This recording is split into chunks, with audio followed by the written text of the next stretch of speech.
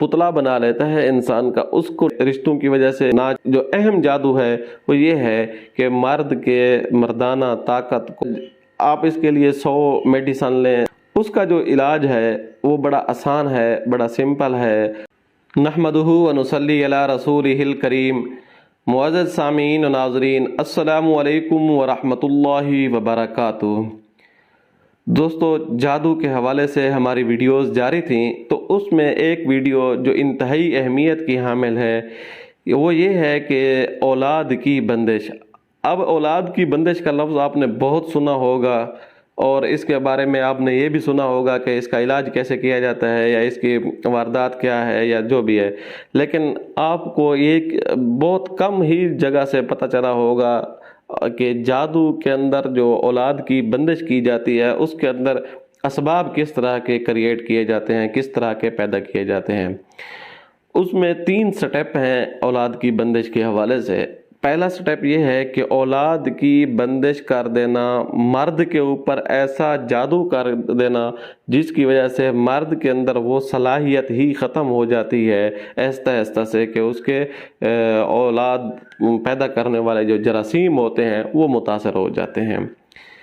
دوسرا سٹیپ یہ ہوتا ہے کہ عورت کے اوپر جادو کیا جاتا ہے، اس کو جادو کر کے بانجھ کر دیا جاتا ہے۔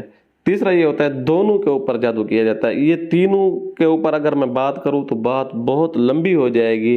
آج کی جو ویڈیو ہے وہ مرد کے اوپر ایسا جادو کیا جانا جس کی وجہ سے کہ وہ اولاد کے قابل نہ رہے، اس کے اندر اس طرح کے جادو کی وجہ سے جراثیم ختم کروا دینا اور کچھ جراثیم ڈلوا دینا جس کی وجہ سے کہ اس کی اولاد نہیں ہوتی۔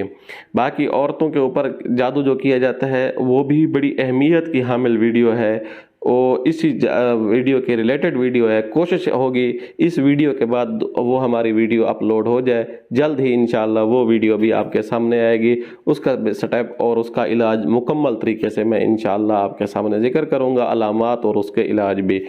تو چلتے ہیں آج کی ویڈیو کی طرف۔ آج کی جو ویڈیو ہے وہ یہ ہے کہ مرد کے اوپر جادو کیا جانا۔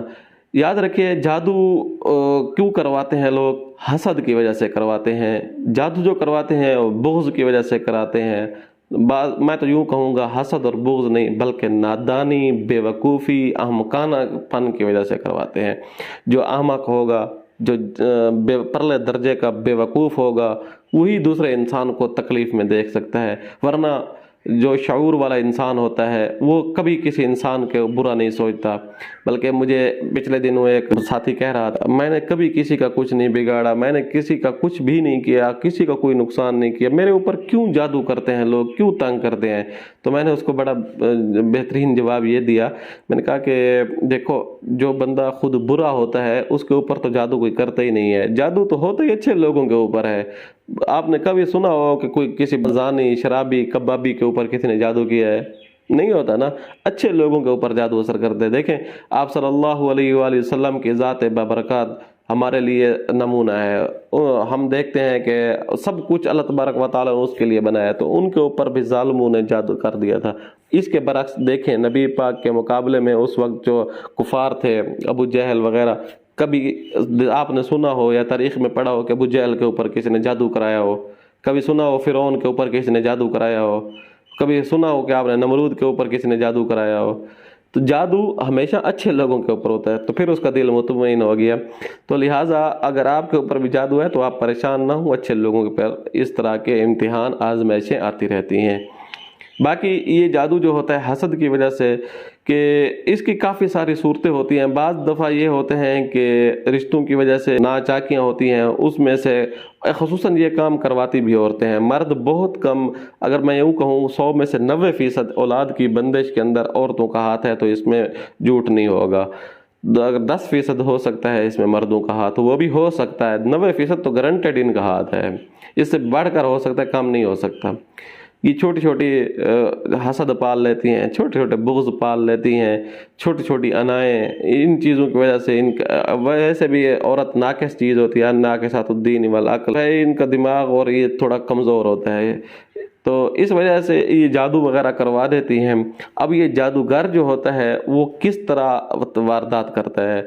وہ یوں کرتا ہے کہ ایک پتلا بنا لیتا ہے انسان کا، اس کو ناف کے نیچے والے حصے جو ہوتا ہے اس کے اندر سوئیاں چبو دیتا ہے، سوئی چبو کے اس کے اندر ایک سوراخ کر دیتا ہے کیل کے ذریعے، جیسے بھی ہو اس کیل کا جو سوراخ کیا جاتا ہے اس کے اندر کوئی اس کا پڑھائی والا پانی ہوتا ہے، غلیظ قسم کا جو بھی پانی ہوتا ہے، جس قسم کا بھی ہوتا ہے۔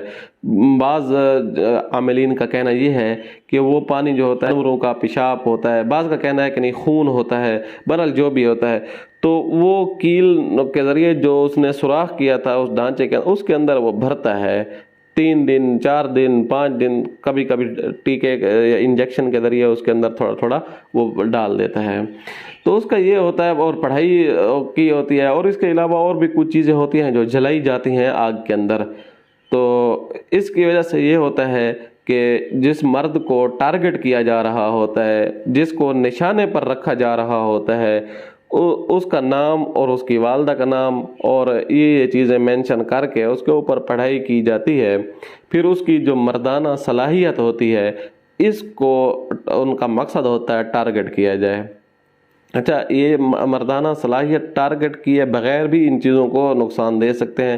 اس کا یہ ہوتا ہے کہ اور میاں بیوی کے آپس میں ناچاکی ہو جانا، نا اتفاقی ہو جانا، وہ دن گزر عورتوں کے صاف پاک ہونے کے ابتدائی ایام ہوتے ہیں، ان میں سے جیسا کہ بچے پیدا ہوتے ہیں، بچے پیدا ہونے کے جو جراثیم اور ان کے چانس بہت زیادہ ہوتے ہیں، تو ان دنوں میں آپس میں ان کی ناچاکی کا ہو جانا، آپس میں مس انڈرسٹینڈنگ ہو جانا، اس طرح کے جادو بھی ہوتے ہیں۔ لیکن جو اہم جادو ہے وہ یہ ہے کہ مرد کے مردانہ طاقت کو، مردانہ صلاحیت کو معدوم کر دیا جاتا ہے، جادو کے ذریعے دبا دیا جاتا ہے۔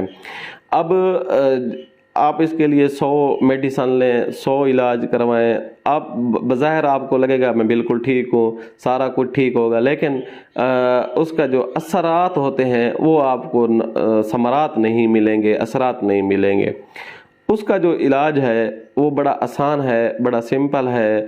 اس کے لیے آپ کو کسی جگہ جانے کی ضرورت نہیں ہے، نہ آپ عاملوں کے پاس چکر لگائیں، نہ آپ ڈاکٹروں کے پاس۔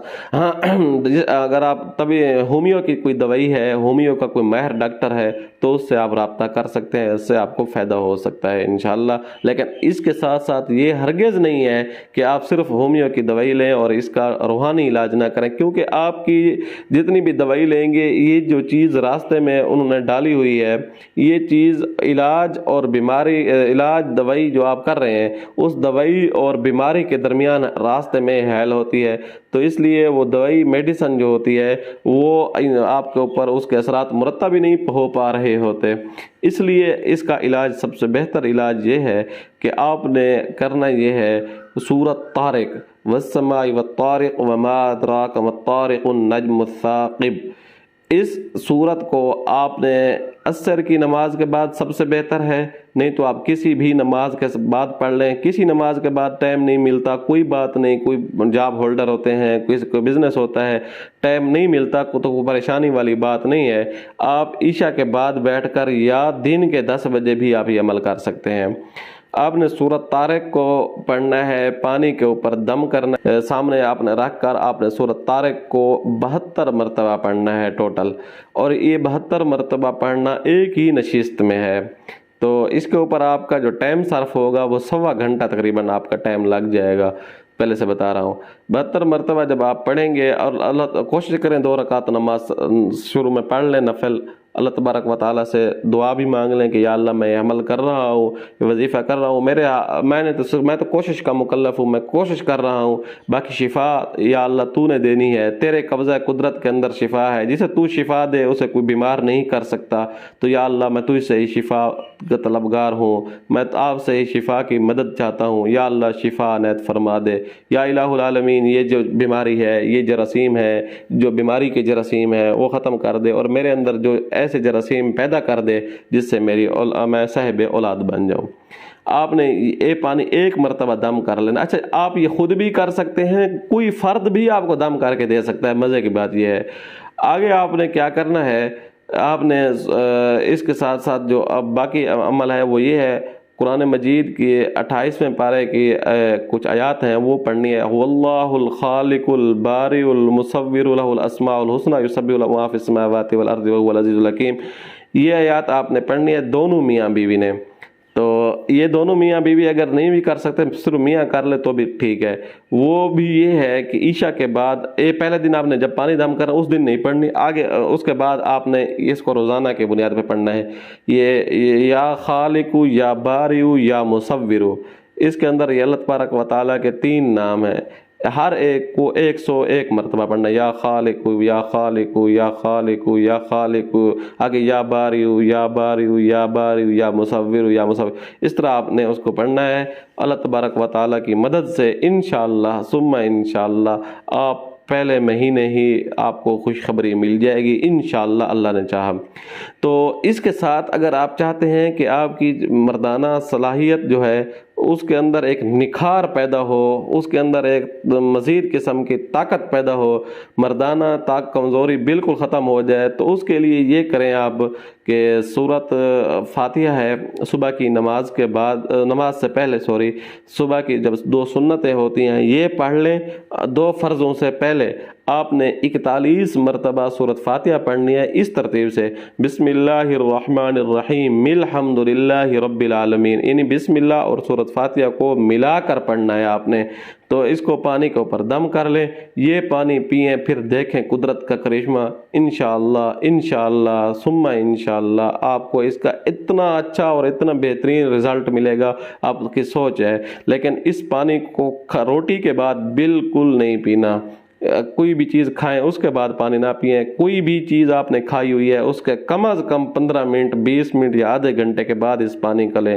بلکہ خالی پیٹ لیں گے تو اس کے اثرات زیادہ آپ کو جلدی محسوس ہوں گے انشاءاللہ. امید ہے آپ کو یہ ویڈیو اچھی لگی ہوگی. آنے والی ویڈیو تک کے لیے اجازت دیجیے گا. اللہ حافظ.